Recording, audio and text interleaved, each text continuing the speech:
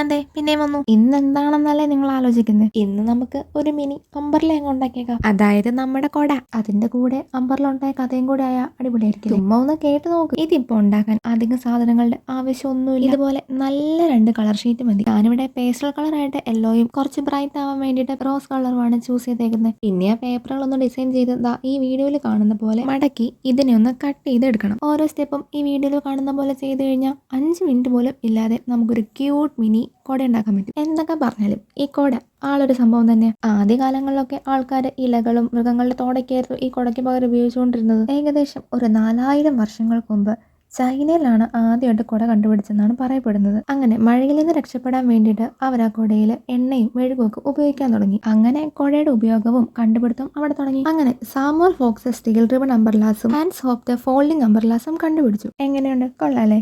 അപ്പൊ ഇഷ്ടമെങ്കിൽ like, share, subscribe ഒന്നും മറക്കണ്ട. സബ്സ്ക്രൈബ് ചെയ്ത് കൂടെ കൂടിക്കോ. ക്രാഫ്റ്റിന്റെ കൂടെ ഓരോ കഥയും കൂടെ ആവാം. അപ്പൊ എങ്ങനെ?